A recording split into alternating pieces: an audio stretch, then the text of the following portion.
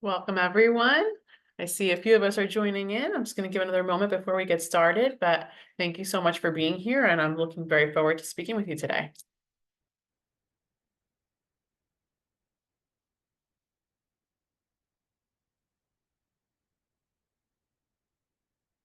Welcome. Greetings. All right. Well, once again, welcome, everybody. My name is Odette Falone. I am the Director of Consultant Development here at Inspired Instruction. And I am just thrilled to be here today to speak to you about this very timely and critical topic of bridging languages and learning. I'm so excited to share some strategies for multilingual student success with you today. And we have a information-filled webinar I'm so excited to share a little bit more about. And our webinar today, it consists of 3 parts.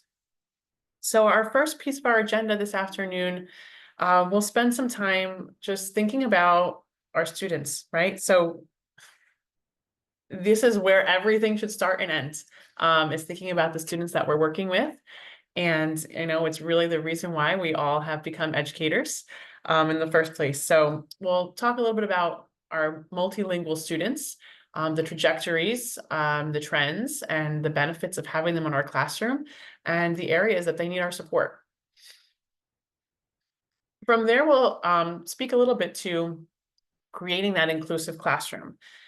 Thinking how we can foster a classroom that values linguistic and cultural diversity, something that every teacher, regardless of student population, should be considering to make sure that their classroom is a safe and inclusive place for their students. And finally, today we'll wrap up with some excellent evidence-based and research-backed strategies for engagement and participation.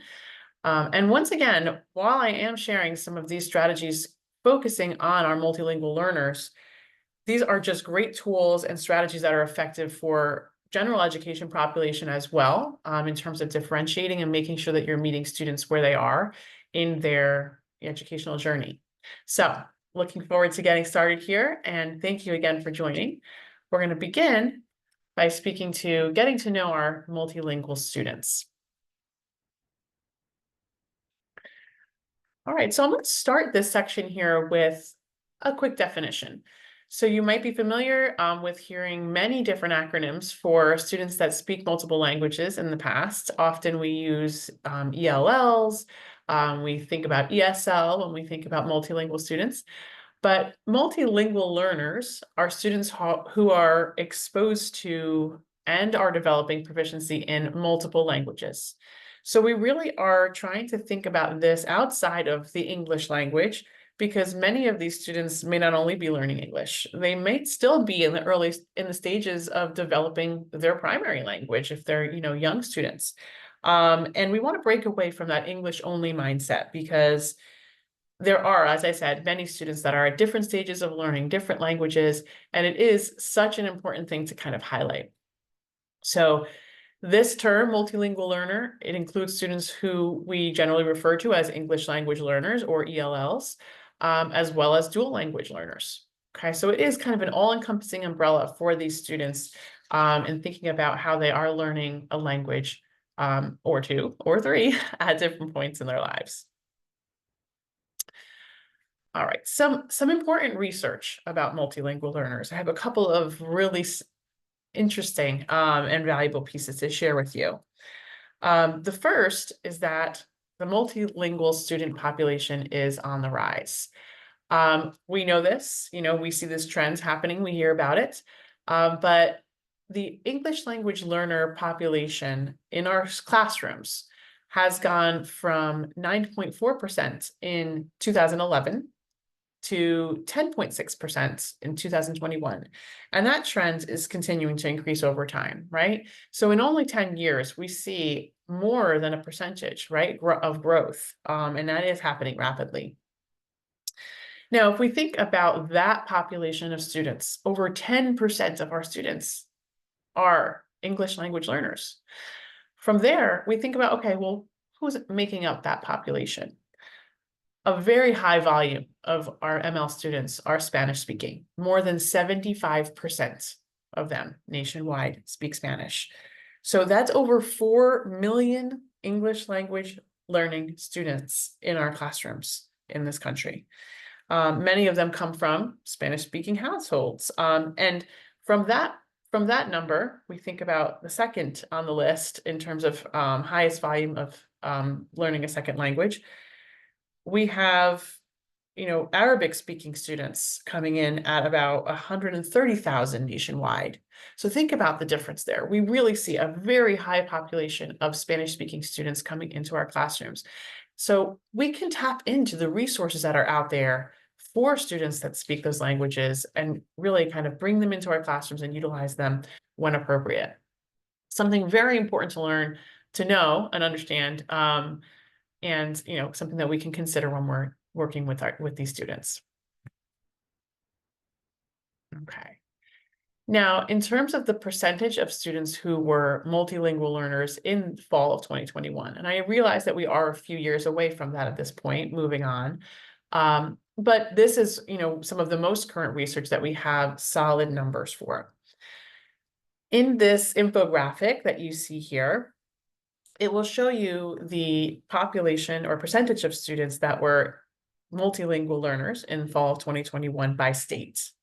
And you'll see that the population of some of these students has grown in parts of the country that may not have typically been accustomed to working with multilingual learners, but now they are seeing an influx of that population. So some states are really better equipped at this stage to support this trajectory than others. And we really need to make sure that, again, all across the country, that this is something we are concentrating on and putting focus on, because we have such a large population that needs our support. Okay. So as we continue to get to know our multilingual learning students, we want to think about some of the misconceptions about them that many people might think or might wonder about. And one very important thing to understand about ML students is that there is absolutely not a one-size-fits-all instructional strategy for them. Some of the things that I'll be able to share with you today can support those learners as well as other students in your classroom, which is a nice thing as well. But they are not a monolithic population. They come from a range of cultural, linguistic, and educational backgrounds that we really need to get to know each and every one to be able to differentiate appropriately. Some multilingual learners might come to your classrooms from formal schooling in a different country, and others might be stepping into your classroom, and that's the first classroom they've stepped in their lives. So again, a big discrepancy between those two students. And of course, we wouldn't, address them both in exactly the same way. So it's something super important to keep in mind, that there really is no one size fits all for this population. Your instruction should be differentiated to meet each and everyone's unique needs. Secondly, plenty of multilingual learners are gifted students who need to be challenged, but they're really not given the opportunity to. It is definitely a misconception by many that multilingual learners are academically behind for a number of different reasons, but really there are plenty and a large majority of multilingual learners that are gifted students, and they need to be challenged and they need to be given the opportunity to do so.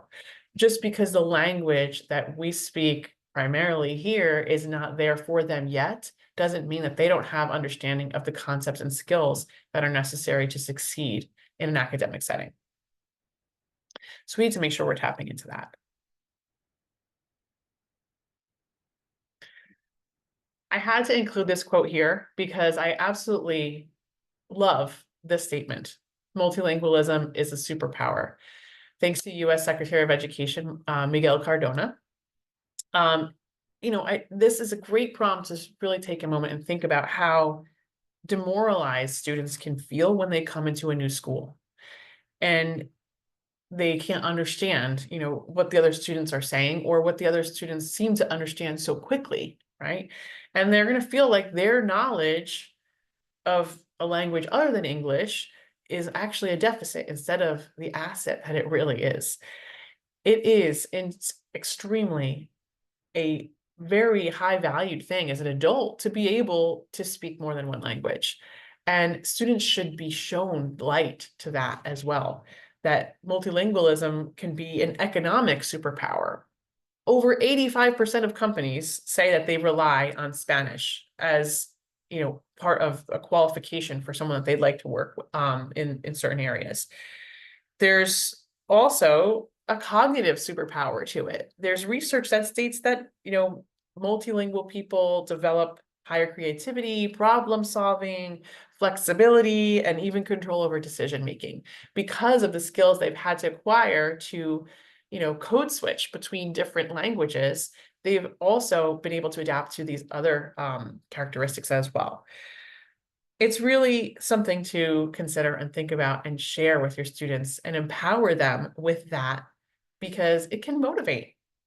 Um, you know, our country is so beautifully diverse, but we're really not seizing the full potential of multilingualism as a superpower that it is. So something definitely to share and even post on your classroom walls, because it's something that we want to remind students how valuable it is to be able to speak multiple languages, especially in a country that encompasses likely over 350 different languages within it.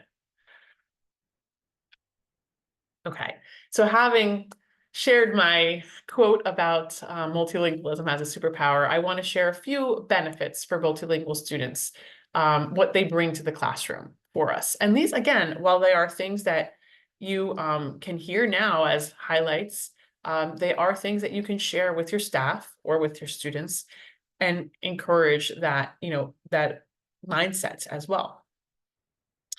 So multilingual students bring a diversity of knowledge to our classroom. They bring new experiences, they bring different backgrounds, all things that are valuable for our students to engage with. They bring increased cultural awareness and inclusion. Multilingual students in your classroom can encourage you to be innovative and try to think outside the box and come up with new and differentiated lessons that can support these students. So it's definitely a positive in my opinion. And it also brings out that inclusive teaching that we strive for as well.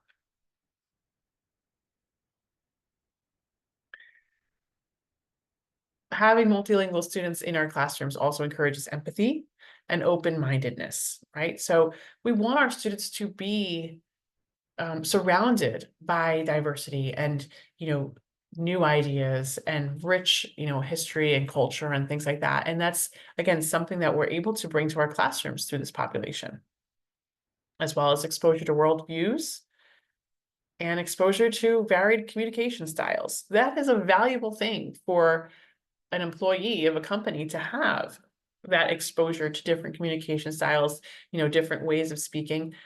So starting that practice early on with their students is also, a great place to begin. All right, so before we move on to talking about building that inclusive classroom, I want to just highlight a few challenges or areas that we know students that are multilingual do often navigate. Unfortunately, there are many challenges today for multilingual students, but we're really going to focus on 3.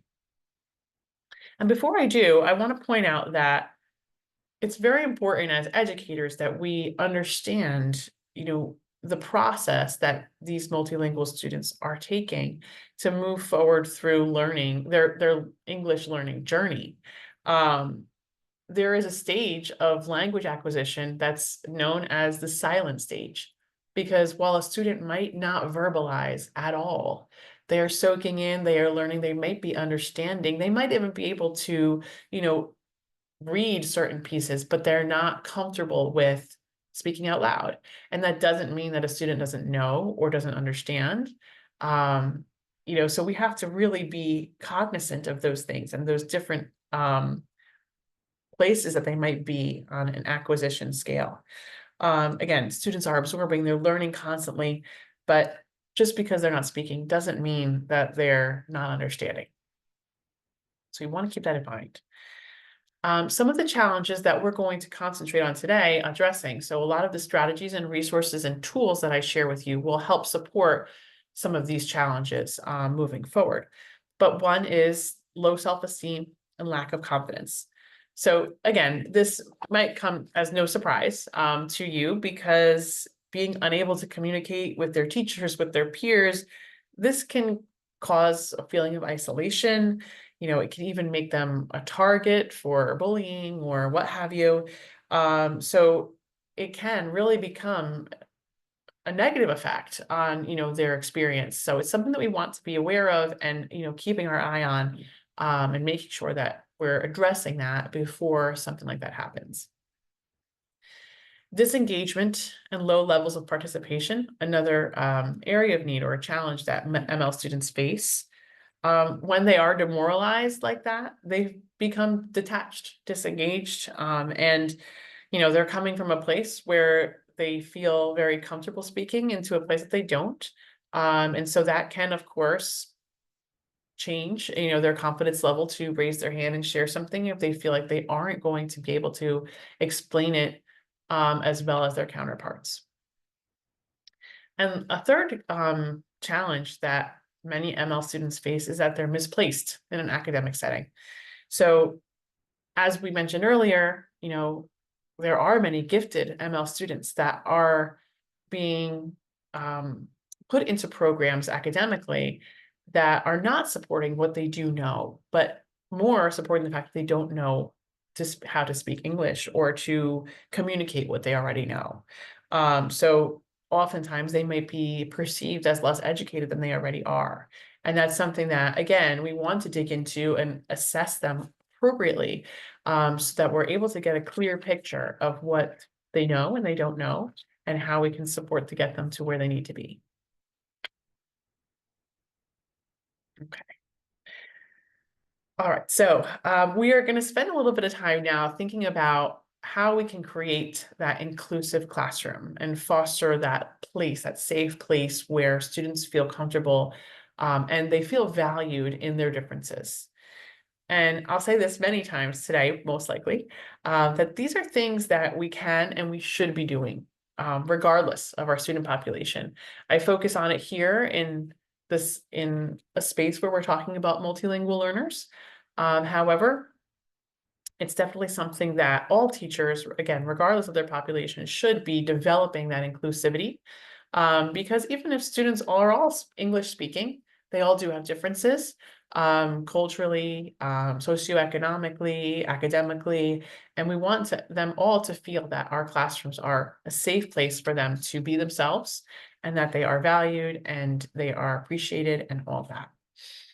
So how can we accomplish that? I want to first start by just that definition piece again and sharing exactly what it means to be an inclusive classroom. I'm going to quickly read a very well articulated description of inclusive teaching that comes from the Center of Research and Learning and Teaching at the University of Michigan. And they describe inclusive teaching as involving deliberately cultivating a learning environment where all students are treated equitably, they all have equal access to learning, and they feel valued and supported in their learning. Such teaching attends to social identities and seeks to change the ways systemic inequalities shape dynamics in teaching learning spaces, affect individuals' experiences in those spaces, and influence course and curriculum design. So again, very well articulated and encompasses a lot of points there. But I've summed up, essentially what inclusive learning classroom could look like. And it's really one in which students of all identities and backgrounds can thrive. And in this case, we're speaking to our multilingual population. Okay, so now how can this be achieved? I'm going to share with you the 3 R's of effective inclusion. And I'm sure we could find many lists and checklists and helpful tools and guides to share how you can create that inclusive classroom. But this list of 3 R's really encompasses generally the ideas of what you want to accomplish in order to develop this. And the first piece is respect. So inclusive classrooms provide an environment of respect for each and every student, All students have names, they all have gifts, they all have talents, whether they're artistic or, a great athlete. These are all things that we want to get to know about our students and honor them and respect them in the classroom. In addition to that, just being kind and smiling can make such a huge difference in a student's life. I'll share a quick anecdote about this. I taught fourth grade for many years. And when I did, there was a student in the third grade classroom that I knew was new to the school. He was not yet English speaking. But every morning I greeted him, said hello, asked, gave him a smile.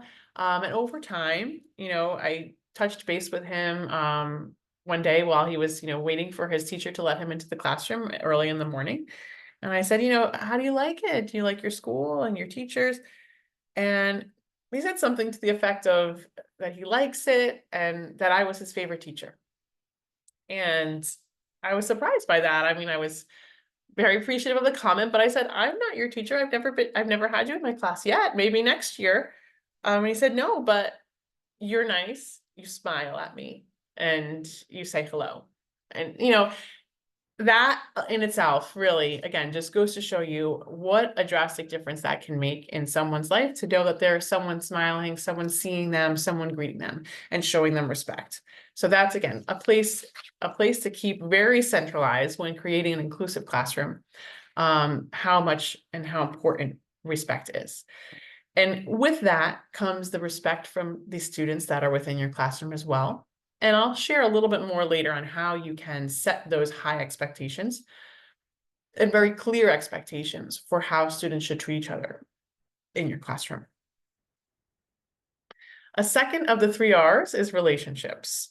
So I've said this a few times now, but really a big part of this is to get to know your students, right? Building an authentic relationship with them, getting to know their strengths, their areas of need, understanding how they learn, and even learning key phrases in your students' languages. So if we're focusing here on ML students, it can mean the world to a student to hear their teacher speaking in a language that they speak, right? And again, it's not to say that if you are not Spanish speaking that you need to learn Spanish in order to instruct these students.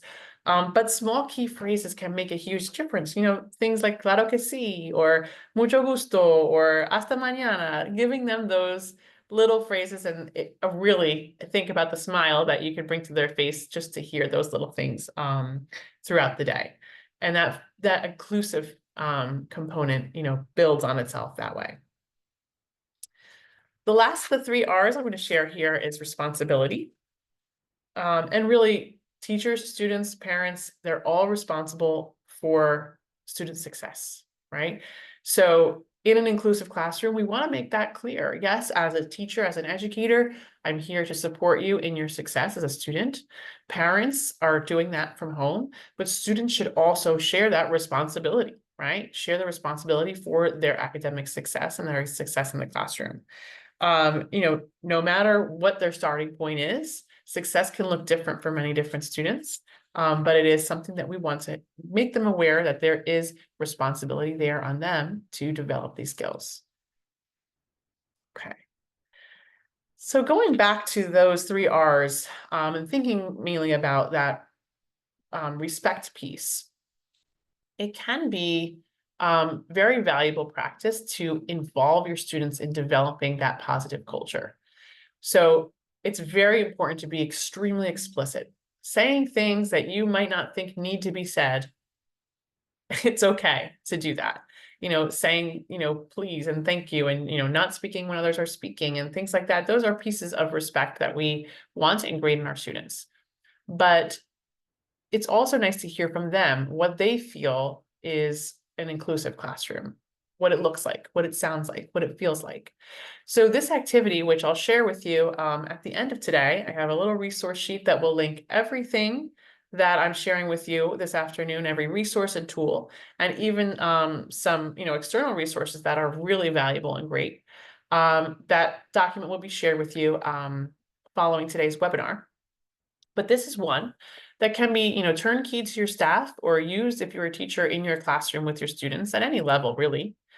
It looks like this. It gives them a little chart, a graphic organizer for them to complete some ideas, just jotting down ideas of what they feel a great classroom environment would look like, sound like, and feel like.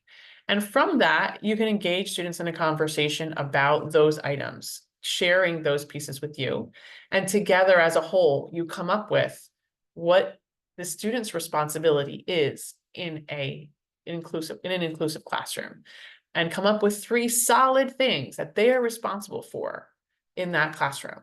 And as a teacher, you also have responsibility to them in a classroom to do certain things. So as a group, coming up with what those things are, and then together signing that as a contract. So this can be something that is started at the beginning of the year or at any point, where you are bringing students into that conversation. Instead of posting a list of rules, you're having them help you develop them.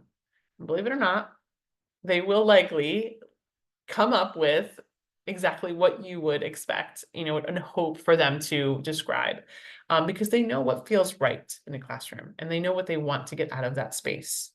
So, this is a great place to start with setting clear expectations with your students and developing that respect and responsibility component of those 3 R's. And again, something that can be used in general education classroom and beyond, but is very important to, focus on those 3 pieces with multilingual learners and otherwise. All right, so another component of creating that inclusive classroom is to celebrate cultural diversity, right? And there's so many different ways that you can do this. We don't want to just wait for Cultural Week or Hispanic Heritage Month or things like that to celebrate these things. There are thousands upon thousands of quality literature or quality books and quality literature out there, music, art, history. It's an endless pot of, material and content and information that you could pull from to celebrate these things. So my suggestion is to try to infuse it daily if possible. But, whether you're playing, let's say you have a quiet time after lunch where students are expected to read silently for a couple minutes while they wind down and regroup to start learning again. During that time, you could play, a cultural type of music, something from a different country. Every week you could highlight something different, for them to kind of decompress and think and play nice and quietly for them to concentrate. Here I've put together or curated a small group of excellent books, just suggestions, to add to your classroom library or, offer to your students as some books to kind of focus on. And this could be something that, each week you highlight a different culture, or every month you have a new type of literature that you're going to be reading into. And these things can help those multilingual students make connections with the content and with the experience of being in your classroom. It goes further into developing that safe space, and it offers them an opportunity to share some of their cultural experiences that might be similar to what other students are hearing in these books. So really, there's, again, an endless combination of things that can be incorporated, but these are some recommended reads that can really help your students shine. All right. So I'm going to share here a couple of processes or, structures towards developing that culturally responsive classroom or inclusive classroom. And one is these 4 phases of a culturally responsive lesson. Now, this is, again, something all teachers should be considering and thinking about, in their classrooms. Are they following similar steps? And we'll talk much more about about ways that we can, use these steps and items to meet the needs of all learners. Because, again, this is a great, just general best practice for teachers to use. But it starts with igniting and just getting the brain's attention. Okay, so in a classroom with students that speak other languages or not, starting your lesson or a conversation with a powerful image or a video or music or a quote or telling a story, something that's going to activate students' brains in a way that they can connect with what you're going to be sharing with them. And then we chunk. Chunk is, you're making the information accessible. And this is really a very important piece for ML students, where you might be breaking up a reading into smaller pieces or asking students to highlight something, or you might be, providing them with sentence stems to summarize. But really chunking things, breaking it up into smaller bite-sized pieces so students can absorb and understand. Now, once it's chunked, you're going to chew. This is where students are actively processing the information. It could look like unstructured time for them to think, to draw, to, note take. It could be a moment of silence. It could be a time that they're looking at infographics or filling out a graphic organizer.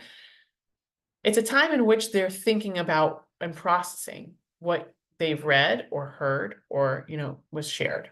And in that stage, again, very important for students of all students, but ML students especially, to chew on that information. Because if you're going directly to someone who, knows the answer, wants to share it, they're not even given the opportunity to think about or process in their own language, in their minds, what they're seeing, what they're hearing, what they're learning.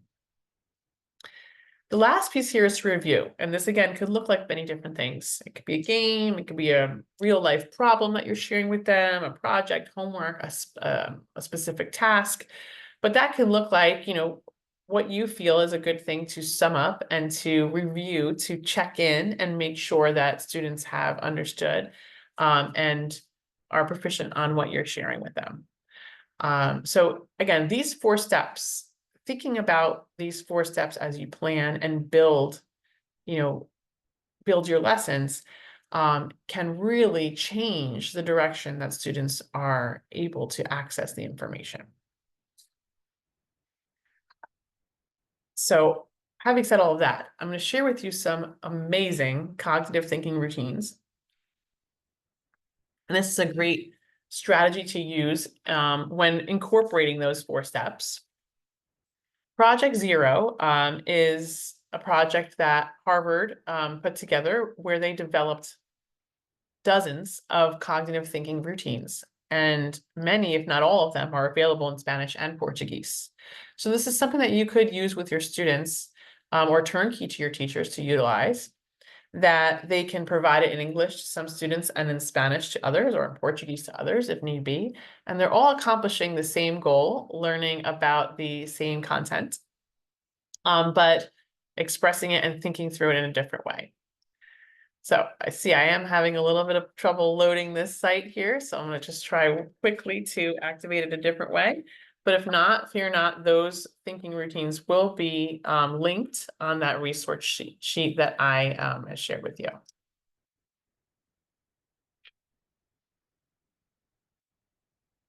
That's loading one more time.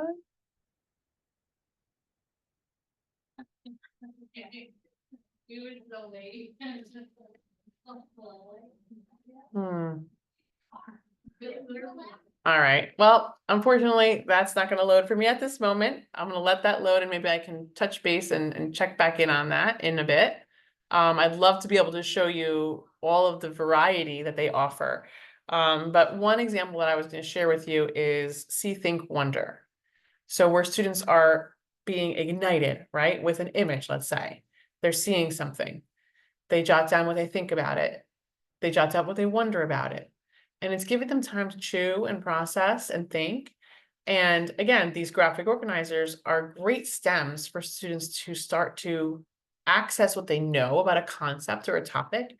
And in this case, you can have them do that in Spanish language. So that's a really nice thing that this website offers. And again, it will be linked, but there are some great strategies there, printable, downloadable resources that you can access for free and use in your classroom starting tomorrow. Okay. All right, so I'm gonna hop back into our webinar here and I'll check back in that link if we can in just a moment, just to see if we can screen share and show what that looks like. So I'm going to start here to speak to some of the strategies for engagement and participation that teachers and students can take part in. These are terrific for, again, making learning accessible for all students. So this could be, best practices that you use with your current classroom, general education population, but are terrific for focusing on making sure that all students are able to access the content and learn from it in their own way. Okay. All right. So evidence-based strategies for teaching multilingual students. I have 5 strategies that I'm going to share with you today. Quickly overview them on this slide, and then I'm going to go deeper into them and share some tools and resources with you, on the upcoming slides. So the first is called the ripple. So like a ripple effect, right? And this ripple is just a model for structuring student interactions in a way that provides all students an opportunity to respond to a prompt. So I'll share a little bit more detail of that in a moment. We'll also talk through how to use multimodal instruction, using all different types of resources in the classroom and in your instructional lessons without watering down the material. What we don't want is for you to remove pieces of the objective or pieces of the standard that you are intending to teach to try to make it accessible. That would not be the goal. Instead, you can use other resources, whether it be videos or audio or images, to supplement your teaching strategies. And again, it's helping to scaffold for some of our learners that might need that extra boost. We're also going to talk through teaching key vocabulary and have some fun and exciting strategies that you can use to get students moving and engaged, because vocabulary is everything for multilingual students. It's how they're going to access this content by understanding, those key pieces of vocabulary that you are directing towards them. So we'll share some great strategies there. And we'll also discuss how to provide opportunities for classroom discussion. So classroom discussion is a valuable tool for all students, but especially for multilingual learners, as those conversations with their peers really are a nice, low stakes way for them to be able to learn new language, and learn, different pieces of the dialect and, how their classmates are understanding things. And you might recognize that there are some students that can support each other in that way as well. And finally, we'll talk through some sentence stems and word banks and how we can integrate those into daily practice. Because again, these are great scaffolds for ML students and making it possible for them to show what they know and making that a more attainable thing because we're providing them with these tools. Okay. So starting with the ripple, I like to, ASCD, they're teaching for total participation. This is a strategy that they share. And I'm in complete agreement with, their statement on calling on someone should be the last thing that you do. And this is not to say that you should never call on students. Of course, that's something that as teachers, we're going to call on students to respond and discuss and things like that. But it should be the farthest thing from your mind when you're having students engage in some type of student interaction. This will give, again, if you're asking a question or a prompt to the students, you picture this ripple that you see on the screen here, right? Starts in the center with a little dot and it ripples out in concentric circles. And your classroom interactions can share that same pattern, right? The first step of the ripple is the initial dot. And that's like your individual student's response. So if you're asking a question or asking them to think about something, that middle part, they're starting with a quick write or some visible form of an answer, whether they're writing or drawing or, mind mapping something, but it's their own. And then from there, they ripple out. You have them work in pairs, kind of like a think, pair, share, or a need-to-need, where they're working with a partner and sharing their response. And then from there, the circle continues. Then you're going to bring the content from the students' quick writes and their conversations with their partner to the whole class. And then you're able to see, a combination of what students are thinking about individually and what they've come up with their pair.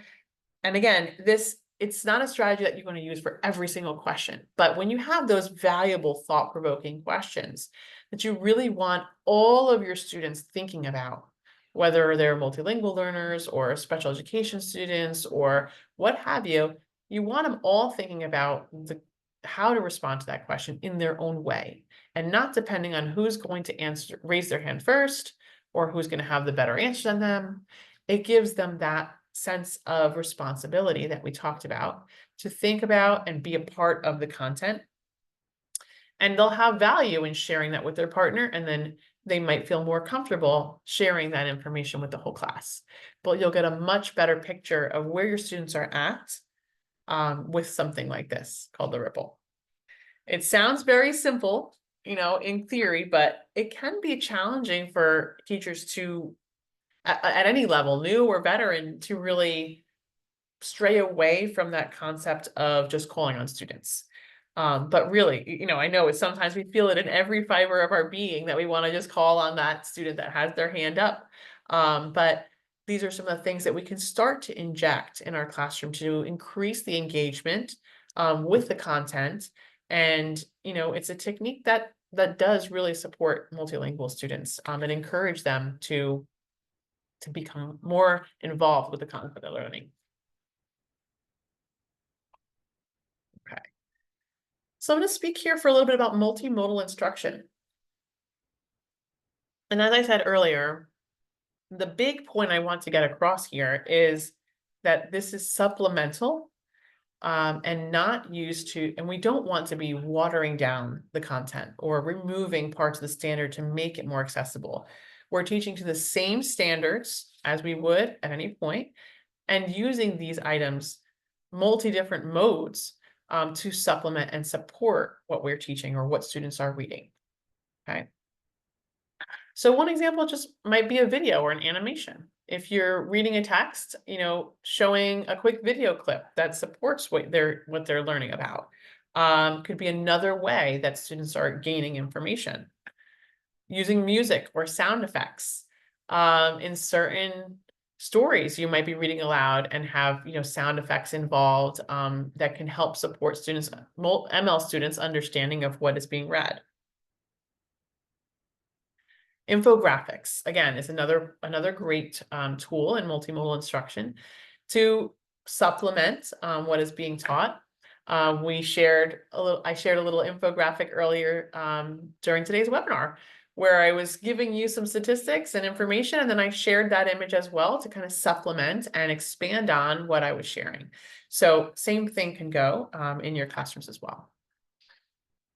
Using transcripts or closed captioning is a great strategy for students that are learning English or multilingual students. If you are showing a video, providing students with a transcript or putting on the captions can also support in their understanding of what they're hearing and seeing. Because oftentimes, like I said, in those different stages of language acquisition, reading might come for them faster than understanding a video of someone speaking very quickly in a certain dialect, even if it is in English. So providing them with that is another way to support their work. Using movement and gestures, especially for those that are at the early stages of language acquisition. This is a very valuable tool. If you're asking students to open their books, you can demonstrate yourself opening a book. If you're asking students to line up, you demonstrate what you would like them to do using your body, your movement, and using gestures and realia, which is, real items in real life, to demonstrate things. So that, again, there's nothing there that would water down content or remove from what students are learning, but instead you're using these things in addition to what you're already teaching to supplement your information and the content for students. Okay. All right. So I'm going to play a quick video clip here. Hopefully my Wi-Fi is cooperating. But I'm going to share a quick clip that demonstrates total physical response vocabulary. This is a very effective strategy for students learning English. And I'd like you to just take a moment, it's just a few seconds long, to see, why and how this could work in a classroom that has many students that are multilingual. Let me actually stop my share here for a moment and bring it up again. Make sure that I have, there we go, sharing sound happening. Physical response is a really great way to teach vocabulary to students. It forces them to think very abstractly about language, and so they have to use their bodies to move and define language, and it forces them to solidify it. Nah. Let's read the definition. It's always important to start with a simple student-friendly definition. After you have that, they need to come up with a physical movement that they create themselves. How can we make our bodies show this definition? To make something pretty, how can we use our body? Oh, look at what Jesus just tried. Show us one more time. If it's something student-made, they have ownership over it. And so they are more likely to remember it that way. You make it a game, you have them respond to your prompt by pointing to them and saying, okay, give me the word decorate. And they have to orally say the definition and also elephant act out, or the physical response has to be done at the same time. It's great because with enough consistency, you can have some of these groups learning 60, 70 words in a year. Wonderful. All right. So I really enjoy that that strategy. And what I took away from that, I just loved that this teacher was sharing how this is a student made, action, and they take ownership over that. And they're much more likely to remember it if it's something that they've created and they've developed it themselves. So having students demonstrate to you a meaning or of a vocabulary word with their own bodies or with items they have in front of them, again, they're using that total physical response in engaging with that vocabulary. And again, this is one piece of many ways that you can keep that key vocabulary included in your daily lessons. Oops. Total physical. I'm going to stop there. Okay. All right, so another way that you can support key vocabulary development in your classroom for multilingual learners is, again, very much as we shared with that total physical response piece, but it's that active involvement in the learning of the vocabulary. So where in this strategy, they may not be creating their own definition using their body. Here, they're actually going to be responding to you with different active involvements. So there's thumbs up, thumbs down, have you ever, asking silly questions, giving applause, or even a turn and talk. But some examples that could include this. Let's say that you're using the word submerge in your classroom, and you want to have students internalize the meaning of the word submerge. If you want to use thumbs up, thumbs down, you could ask a couple of questions and say, oh, well, show me a thumbs up if you think it's good for a computer to be submerged underwater. Show thumbs down if you think it's don't, if it wouldn't. How about if a scuba diver was submerged underwater, thumbs up or thumbs down? Okay, so you get the idea of that. Same thing with have you ever, right? Using that word submerge as a guide. You could say, have you ever submerged a pig in water? Have you ever submerged your foot? And see if you can get those responses to that vocabulary word based on these silly questions that you ask. So that leads into, you can ask silly questions like, when would a tissue box be submerged? When would a piece of pizza be submerged? When is a teacher being submerged? And really get them thinking about what those things mean and how they can be funny and silly depending on what item you're using. For the applause technique, you might say, okay, clap if you would enjoy this experience and ask some questions. So would you enjoy discovering a submerged sunken ship? And have them clap if they would and not if they wouldn't. Would you enjoy submerging yourself in mud? Right? Different things that you can share to kind of get them thinking about the word. And finally, turn and talk, where you have students speak with each other and tell about a time that they've been submerged or that an object has been submerged and have them discuss it together with a partner. So again, there's a lot of unique different ways that you can engage students with active involvement and thinking about a key vocabulary word. Because sometimes it's that key word that can make or break a student's understanding about a concept. So again, this helps support your multilingual students, but also those that are developing the vocabulary as well, in a general education classroom. All right, so a couple additional strategies here. We have the differentiating vocabulary instruction piece, which there's a great resource here that I hope to share with you. It's called Vocabulary Go-Togethers. So what you're going to find in the resource sheet that I share, you'll have this sample as well as a blank template that you can use and can be reproduced and use as much as you like. Something wonderful to turn key to your teachers that are working with multilingual students and otherwise that would like to differentiate. But the way this activity works is that you include a set of vocabulary words that are relevant to the topic you're teaching. And you have students circle the words they know in green, the words they've heard of in blue, and the words that are new to them in red. So in this case, let's say we're learning about volcanoes. We have a list there of different vocabulary words. And now they're taking those words and deciding which words go together. They're making their own connections. So they might decide, okay, these are the words I know in green. I'm going to describe how they go together.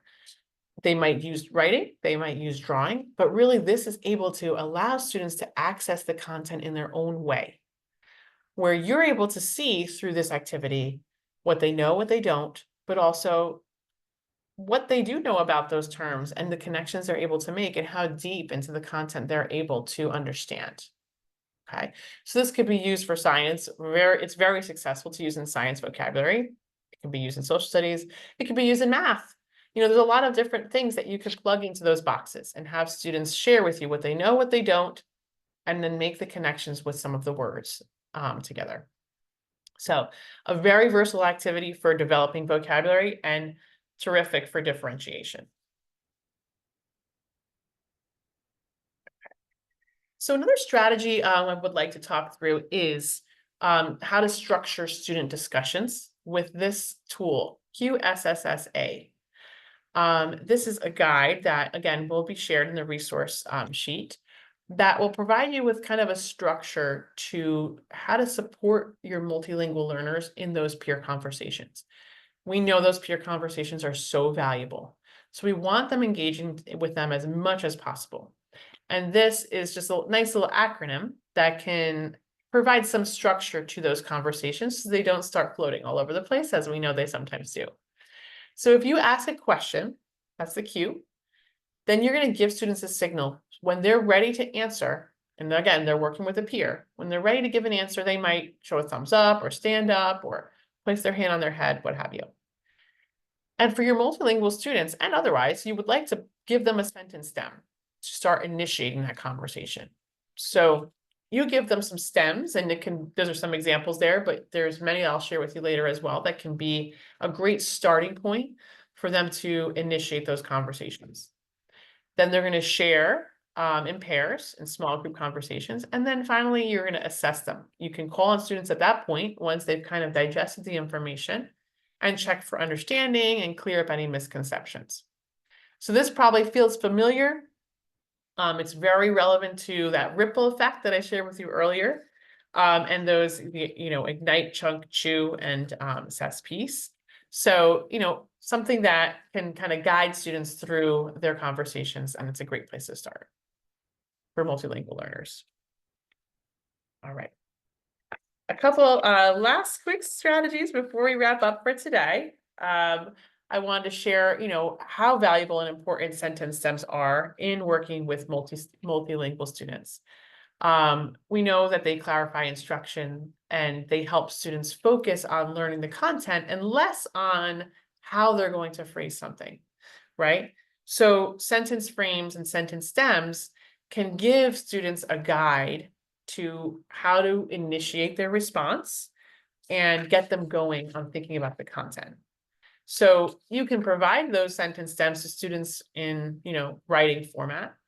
But also we have these academic conversation speaking sticks, which is another great way to engage students in using those sentence stems in oral discussions. So these little squares that you see can be cut out and stuck to tongue depressors or popsicle sticks, whatever you would like to call them. And they can choose and pull from this toolbox of sentence stems to help them start responding to a question by sticking that up in the air, and they might say, okay, well, I disagree because, and they can continue with, how they'd like to respond to that. So it gives that academic, conversation piece a great, leg up to develop for students and have them physically be able to pull from these stems when they need them. Okay. So you can create your own sentence frames. The main thing you want to think about is starting with the end goal in mind. So if you are creating sentence frames for students that are multilingual, you want to think about what you want them to be doing with that, right? Do you want them to learn a specific vocabulary or just learn how to structure an answer? And that's going to help guide what you provide them with when you create those sentence frames. You also want to think about their language level, and what type of sentence you should present them with. But really, in those frames, you're going to leave blanks where you want students to give you their thoughts. And that's the most important piece. Keep it simple and leave those blanks where you want students to give you their thoughts. Okay, so these are some examples here, differentiating by language level. You can, differentiate sentence stems to your heart's content, but these give you some examples of how you could ask for the same prompt, like describing the main character in a story. And for entering or emerging students, you would have one. For developing students, you might have another. And for students that are expanding their English language, you'd have a third. So in the same classroom, you might have multiple different levels of multilingual learners, and you can use, again, not watering down the content, but assessing the same standard and using different stems to meet students where they are and get them to be able to share what they do know. Okay. A last piece I want to close out with here is just saying goodbye to I don't know. We want our students to be able to articulate different ways that they can get more information. And if they don't know something or aren't sure, you can provide them with an anchor chart, something like this, that gives many different options for how they can respond instead of just shrugging their shoulders, right? Offering them choices, like this anchor chart does. Please reword the question. Can I have more time to think? Can you give me a hint? What does that word mean? These are things that, in our English toolbox, we have them, just at the ready. But our multilingual students might not have that, and their go-to could be to just say they don't know, when they really might know if we ask it differently. So this is just, again, a friendly reminder to encourage your students to be active listeners and to, use some sentence stems or prompts to help support students when they feel like they're not sure. Again, I appreciate your time. Thank you so much, everyone, for joining today. I am just so happy to have been able to share some great strategies with you.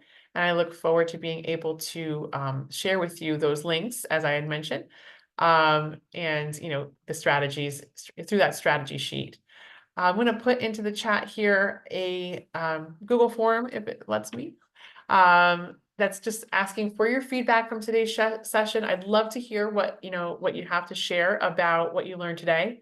But my email address is here on the screen, odette.falone@inspiredinstruction.com. Please feel free to reach out with any questions you might have or anything you'd like to share, and I will promptly get back to you. So again, thank you, everyone. Have a wonderful afternoon, and enjoy the rest of your day.